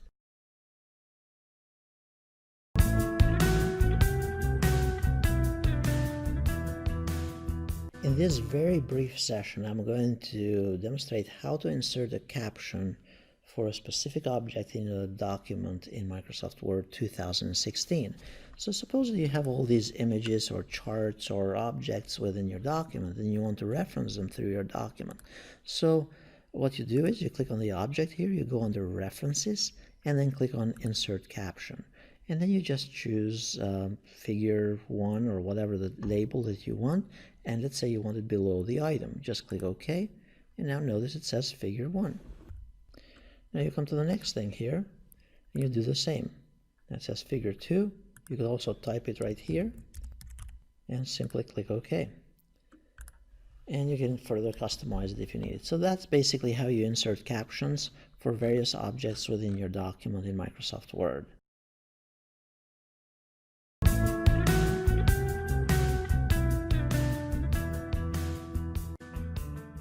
In this session, I'm going to demonstrate how to perform a mail merge in Microsoft Word 2016. The process is actually very similar to other versions of Microsoft Word as well. It's not identical. However, I'm going to go over it here in Office 2016. So let's say I have this long document here, and I want to do a mail merge and send this to individuals. For now, I'm going to create a new page here. I'm going to insert a new page, and I'm going to put their their information in there for my users or clients, let's say. So in this case, I'm going to go under Insert, and I'm going to insert a page break, so just so that I have a blank page here to start with. And then in here, I'm going to make it so that this document can be customized for each individual. It has their address and their name and some kind of information as well. And by the way, this doesn't have to be a document like this. It can be a blank document, a letter that you sent. It could be invoices. It could be whatever notices that you send out there. It's very similar to letters that you receive from various companies out there that have your name on top of it. You have to have a document in Word, and you have to have an Excel document as well. And that's best to use Excel. Of course, you can have other options as well. So let's assume this is the list of my customers. I have their first name, last name, the street address. Of course, this is all fictitious, zip code, and then a bunch of email addresses. And you could have also comment 1, 2, 3. So this would be customized, personalized comments. So this is what the comment that I could write, for example, for customer 1. Now, customer 2, I would say, and so on. Now, one key thing to remember as well as you build your list in Excel is that the first row here needs to have the field names, or it's best to have the field names. So first name, last name, telephone, street address, and keep those separate as well if you can. keep as many fields as you want here, or columns with comments, because you can utilize this for multiple mail merges. And the way you'll be doing it is that you can link the same data file, and you keep on updating this from month to month, and you link it to the same report or the same mail merge that you do for your customers. So in this case, let's say we are all good to go here. We have maintained this list. This is our customer list, and so on. Notice that the tab here on the bottom, it says customer. So now I'm going to save it, I'm going to close it, and then I'm going to go back to my document. Now in here, I want to create a new mail merge. So I go under mailings, and then I go under start mail merge. And the best thing to do is, or what I'd suggest that you do is, click on step-by-step mail merge wizard. In here, notice that there is pane in the right-hand side shows up, and it asks you, do you want to create letters, email address, email messages, envelopes, labels, and so on. So you can do emails, and that's a powerful feature, and I'll try to demonstrate that in another video here, or shortly here, or actual letters like the old days that you used to do, print them in a paper and stuff them in an envelope and send them and that type of thing. So for now, we're going to learn how to do letters. We click on next step to start the document. It says, do you want to use the current document that we have opened here, or do you want to start from a template, or do you want to use an existing document that you have from some other time? So I say I want to use the current one, and then the next step here is to select the recipients. Now it says, do you want to use an existing list, or do you want to create a new list? In our case, we are going to use an existing list, that Excel file that I opened a moment ago. Also, you can use Outlook if you use Microsoft Outlook as well. Now, type a new list. You can do it from here from Microsoft Word. However, I'd recommend create a list in Excel if you're going to have to create a new list, because it's much easier to manage in the future and update. So we click here on use an existing list. We click on browse, and then we have to find the file. So now we scroll up here, and I'm going to go to Word 2016, and this is my customer list for the mail merge. I click on open. That's my Excel file basically. And here is my customer table. Notice there are two sheets in there, but I want to use, remember I mentioned earlier, customer. Click OK. Now notice this is the list of all the customers in that Excel spreadsheet. You could also sort them a certain way if you wanted, so you can sort them alphabetically by first name, by last name, and all that type of thing. And then you can also filter them if you needed to. So let's say you want only by a specific zip code or by a specific criteria and so on. You could basically simply click on filter and choose the field name. And let's say here's a zip. And you would say zip equal to some number or greater than some number and so on. So in this case, I'm going to cancel that. You could find duplicates to avoid sending duplicates. And then you simply click on OK here. At this point, we are ready. We have told the system that we're going to use the existing document and an existing list. Now the next thing it says, write your letter. Now in my letter here, it's saying, well, put in your address block. I could put this by clicking on it, or we could insert the fields manually. I would recommend that you tinker with it manually. So you could say, dear, and then choose here the insert field option. So dear first name. The computer will put the first name in there. Then you go to the next line here, and then you start writing your letter basically. Now the other thing that you could do is in here you could put their address so that it will be part of the envelope, or however it's going to show up. So we click here under insert field, first name, space, last name, and then insert field, street address, city, comma, state, and the zip. Now those look coded, but that's the computer is going to pull them one by one and match them with the Excel spreadsheet, so don't panic on that. Now in here you would write your letter. You'd say below is the annual report for your investments. Let's assume this is an investment report. And if you have any concerns, please contact us. You could also insert here, remember in Excel we had a comments field, you could put a comments field in here. Now at this point you put your name there. You could also insert an image if you needed to, or a logo, or whatever part of your, it's going to be duplicated across all the pages. Now at this stage you could simply actually save this, if you were to save it at this point, and you'd give it a name. Now the next step is, the reason why I saved it is because you could at any point open this and it's going to pull your data automatically from your Excel file if you needed to do another mail merge in 6 months or whatever. Now the next thing here, notice it says preview your letters. So notice it says this is the address, Alex, and so on. And you could kind of preview them right here. Next, next, next. Now a lot of people, they stop here, but you need to finish to complete your merge. You can click here under complete merge, and then you can either choose to print them or edit individual letters. Notice there's also a finish and merge option on the top here as well. So in my case, particularly what I usually prefer to edit individual letters, and then I'm going to choose all of them. Now it's going to take a little while because I had 29 pages here and I have a lot of customers. So notice now we have one letter or long report for every one of the customers here. So notice we have here, the first one is for Alex, and now we have to keep on scrolling because this is a long report. And now here's Amber, it's the next customer. And again, like I mentioned, it's going to be a long one. So suppose you have 2 or 3 pages, and this would be much more meaningful. But basically, we're creating a personalized report here for each one of the customers.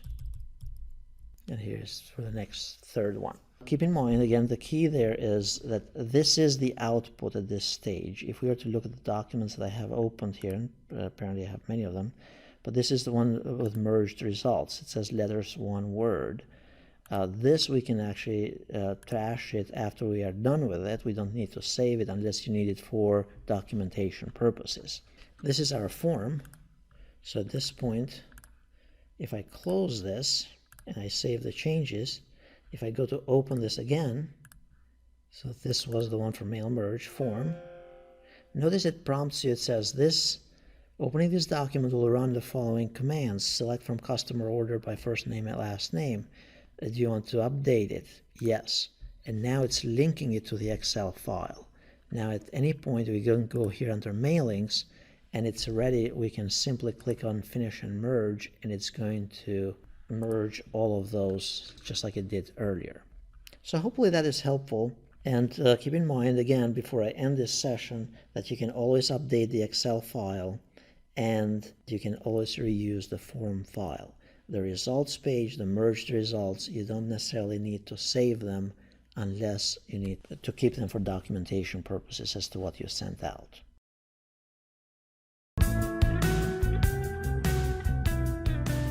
In this brief video, I'm going to demonstrate how to create an email merge to contact customers via email and send them customized emails with their name and specific information pertaining to their account or pertaining to them.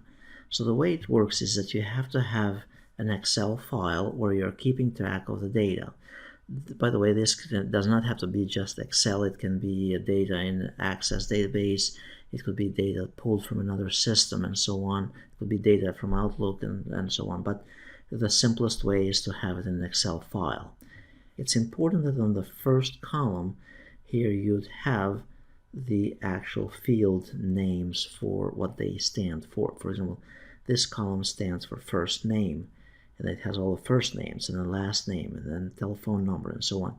The labels here on the top, we'll use them from within Word when we do the email merge.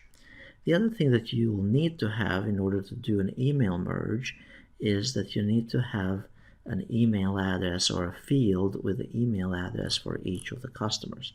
Of course, the email shouldn't be exactly the same for all the customers, otherwise it will not really work the way you intend it to. in order for this to work is that you need to have Microsoft Outlook installed or a MAPI compliant email application installed.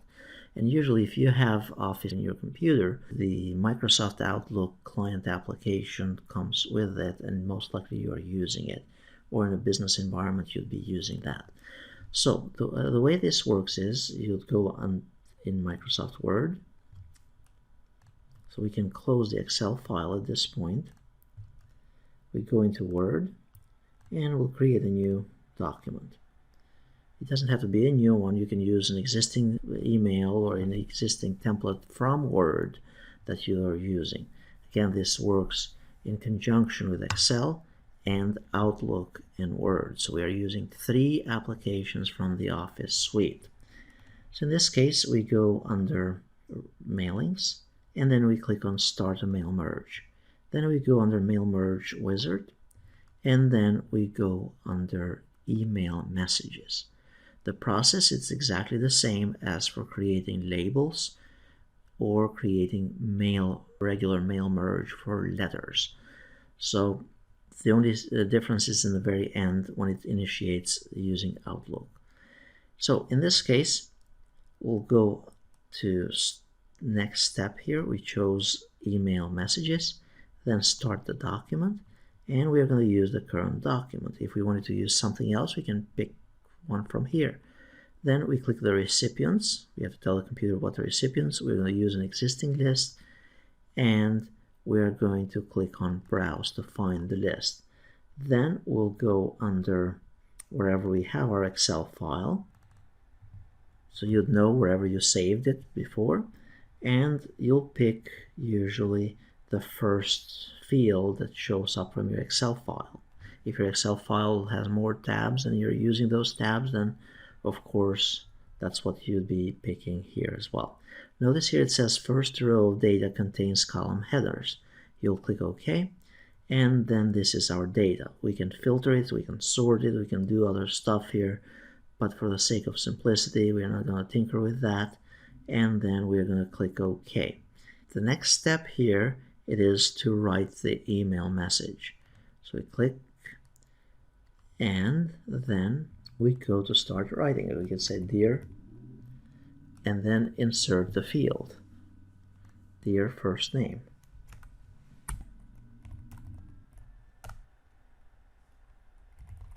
And let's assume at this point that the order number was actually this one under customer ID. We're going to mix it at this point a little bit. So you put in that, and then you can put in other comments, and you can put in whatever other fields that you might be keeping from your data file. So now if we wanted to insert the coupon or whatever it may be, we go online here, we search under Bing for a coupon code. Let's assume that's the coupon. And let's say that's the coupon that we want to send. Now at this point we can format this a little bit better if we wanted to and customize it further. And the next thing is we can click on Preview Your Email. Notice it says Dear Owen, thank you for a recent order 1105. And then we can go to the next customer here. And you can see Dear John, Dear Harry, Dear Kathy, and so on. So you can see it. It's going to send them exactly the same email, but it's going to be personalized with their own name and also some kind of pertinent information related to them. Now in this case, we can click on Complete the Merge. And then the option here, which is different from regular mail merges, is that it's asking us for electronic mail.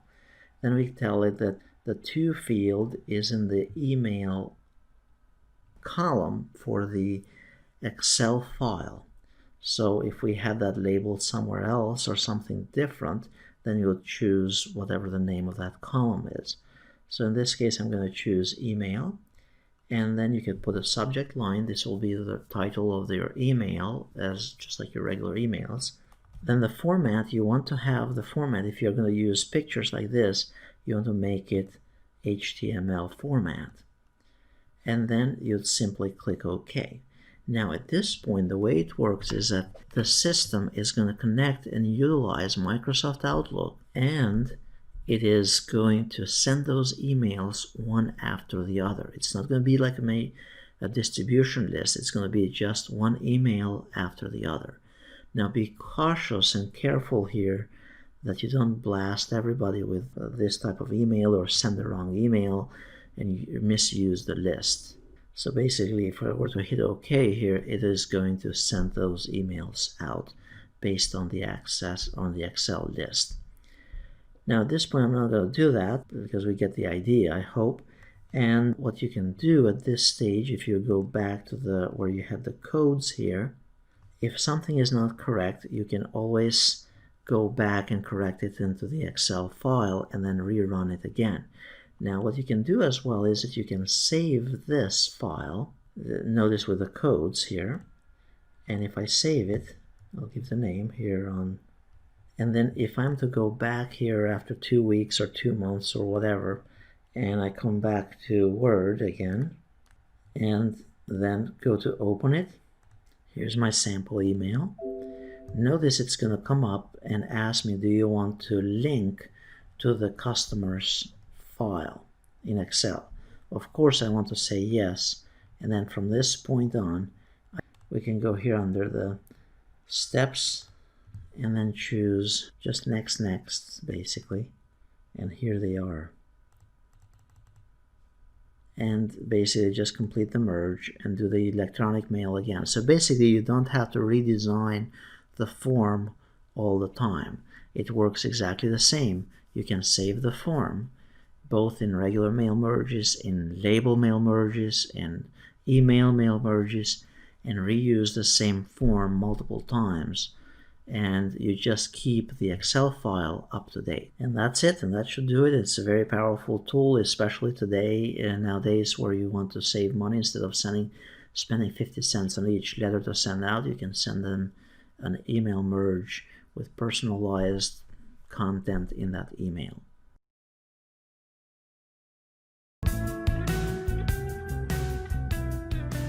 In this brief session, I'm going to explain the process on how to create labels. The process is actually simpler than one thinks, or they are used to probably tinkering with it. But basically, all you have to have is Microsoft Word, and then the best is to use an Excel file. The Excel file could be a list of names. On the first row can be different labels, for example, the customer number, the company, the first name, last name, telephone, street address, city, zip, and so on. You could have here any other new fields as well. So this list, as you can see, you can create it by either extracting it from an existing system, or you can simply type those addresses and keep those in a list somewhere by simply typing them one after the other. So then the next step here is, I'm going to close this. You don't need the Excel file open when you do this, and we need to go to Microsoft Word. Under Word, we need to click on Mailings tab here. So we click on actually a mail merge option here, and then we go under step-by-step wizard. I usually recommend the step-by-step wizard because it takes you step by step, as it says, in order to generate those labels. So we click here, and then we tell the system that we are going to create labels. Then click on Next to start the document. Then the next here is telling us that we are going to use the current document layout, or you can use an existing document if you want, but in this case it's going to be labels just populated with the basic names and addresses. If you wanted something where it says labels with other information, then you can simply type it here on the left hand side. Then the next option here is to choose label options. We need to tell the system what kind of labels are we using for this mail merge. Then here under label vendors, unless you have Microsoft, you need to change it to something else.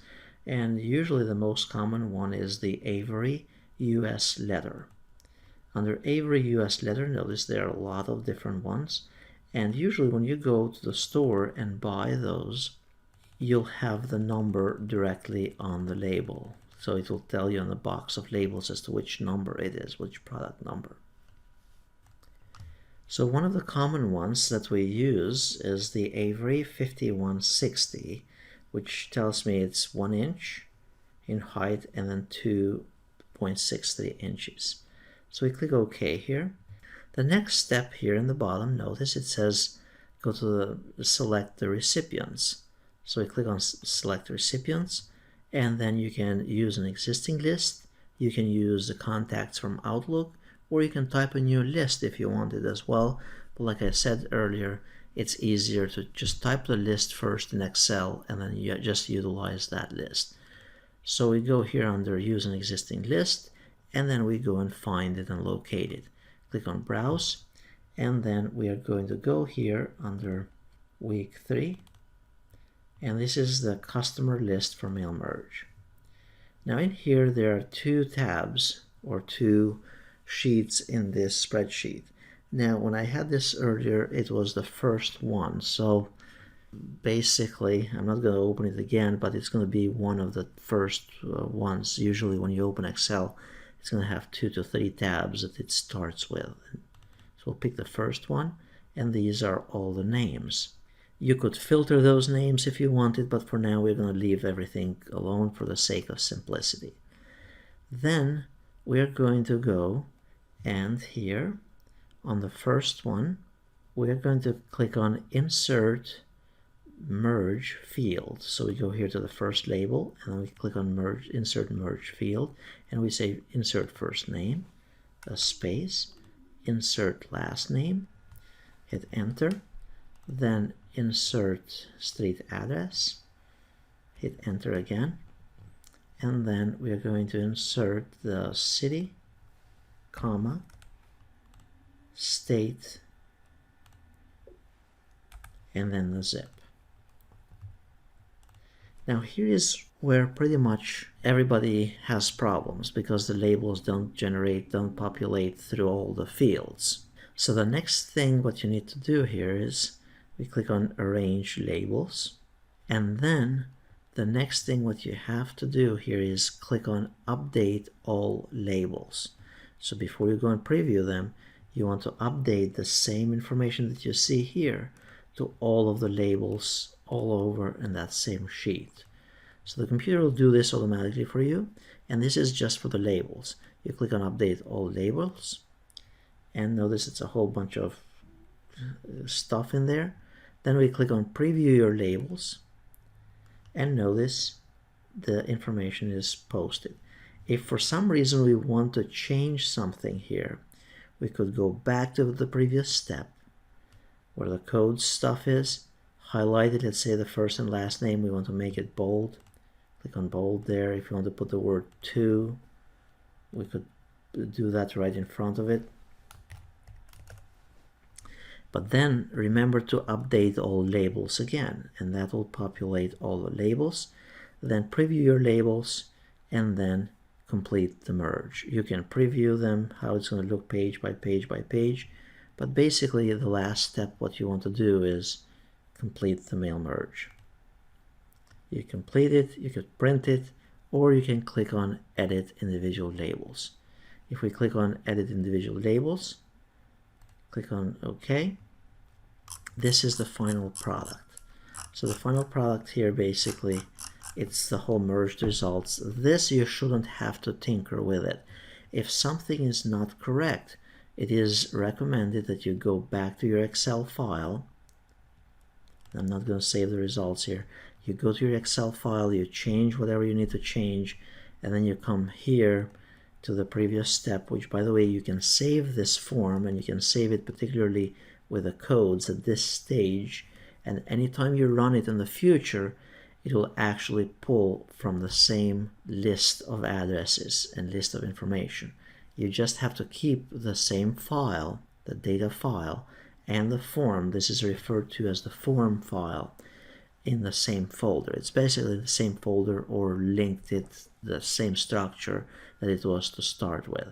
And then once you change something, you just go back to preview the labels and complete the merge all over again.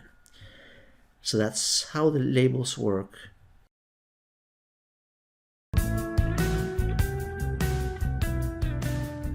In this brief video, I'm going to demonstrate how to use the track changes feature. So basically what happens is that when working in a team or working with other individuals across the country or the world or next to your desk, you can have the same document and then pass it around, and then everybody makes changes, and all these changes are tracked between the different individuals. So what we can do here is we can go under, let's say when you open Word, you are on the Home tab to start with, but then you want to track the changes. Then you go under the Review tab, and then you click on Track Changes. Under Track Changes, what it does is that any changes from this point on, the system is going to keep track of them. So if I go and delete or make this bold, it's going to keep track of it that it was changed. And then if I go and delete, or let's delete that part of it, it's going to tell us that this was changed as well. Now notice it shows these changes on the right hand side, or they are minimized. If you hide them, there will be these red marks here on the left, but if you want to expand them, it just shows you what happened. So basically any changes, even spaces that you add to the document, are going to be tracked. So then what happens is that the document gets passed around from one person to the other. Each individual can, by the way, it will have your name in there posted as well, but each individual can also choose a different color if they need it to. Once the document comes back to you as the reviewer, what you can do is then, and I'm going to just simplify it here, make it somewhat a little bit simpler, and then you as a reviewer, you come back here and you say, okay, this was made in bold. If you like that change, that it was made in bold, you accept it. Notice there's a drop down. Accept it and move to the next. And it implements that change. Then if you go over here, this was fine the way it was. So what you do is you just simply reject it and move on to the next. And then this one, Word 365, there's no need for the dash there.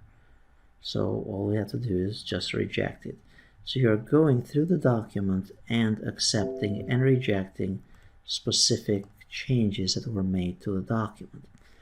Now what you can also do is that you can lock the tracking as well, so somebody cannot turn off the tracking of the changes in the document accidentally or on purpose. And the way you do that, you just simply click in there, put a password, and then if somebody wants to turn it off, they can't until they enter that password.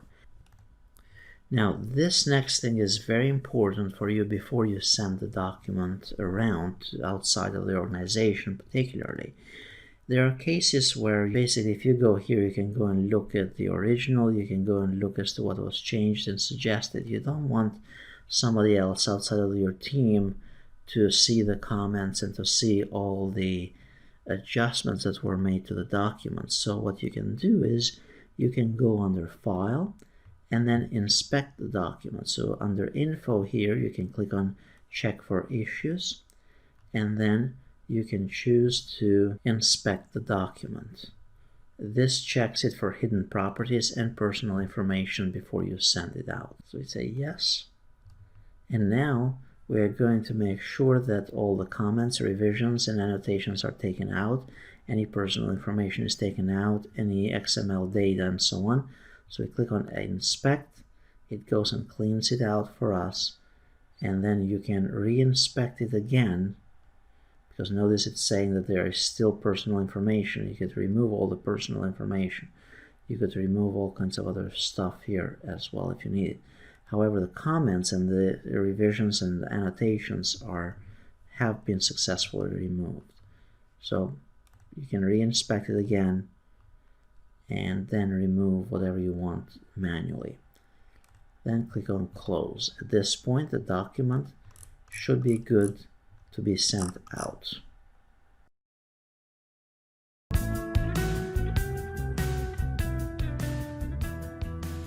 In this brief session, I'm going to demonstrate how to use the compare feature between documents between two documents in Word 13 or Word 365. So let's say this is one of my documents here. I'm going to save it. And I want to compare this with another version of another document. So what you do is you click on, we are in the Home tab at this point. We want to go under the Review tab, and then we click on Compare. We want to compare two versions of a document. So we're going to put the original document here on the left, and the original document is version 2. So I need to find it. In this case, I can't see it over there, so I'm going to, here it is. This one is the original, and the revised version is the modified version 2. I'm going to check it for all of these properties, whether tabs were added, tables, fields, anything. And then I click OK. At this point, this is a combined view showing the changes between one and the other. So notice the word more effectively, here it was deleted. And if we keep on scrolling down,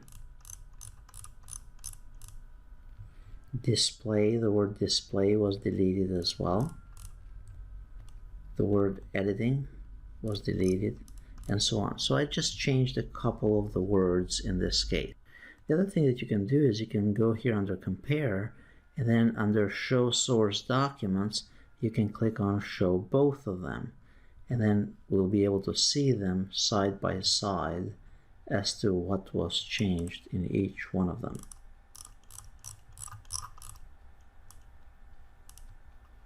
So here's the original over here, and that's the revised version of it.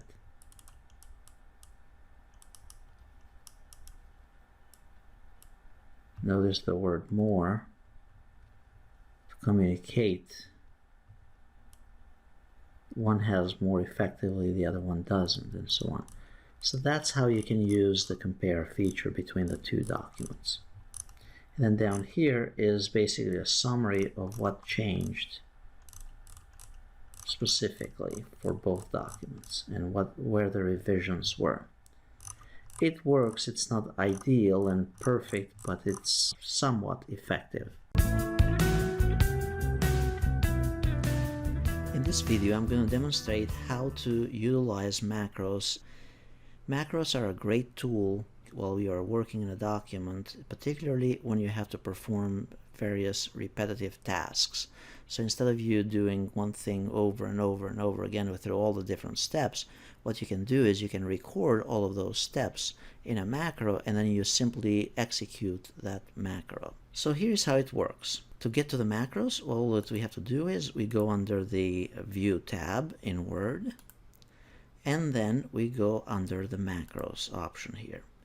Then we click on Record Macro. In this case, I'm going to record bringing up labels, for example, label Avery 5160. So instead of you having to do all of those steps time after time, you simply execute the macro. So we click here on Record Macro, and then we'll give it a name. Now, it says that assign macro to, you can assign the macro to a specific button, which would be an icon here somewhere in the Quick Access toolbar or somewhere. So you can assign to this macro a button or a keyboard shortcut. So in this case, I'm going to assign a button. And then notice it says new macro, macro 1. You can change the name if you'd like. And then I'm going to add this. Notice it's going to be on the Quick Access toolbar. But I'm going to add this also to the right hand side here. So I want to customize my Quick Access toolbar. So I want to click on Add, and then I'm going to click OK. All that is going to do is it put this icon over here. Now notice that at this point next to the mouse there's this little cassette tape. That means that every step or every click that I perform from this point on until I stop it, all of those steps are going to be recorded. So now to insert a label, usually you'd go under Mailings, and then you'll go under Labels.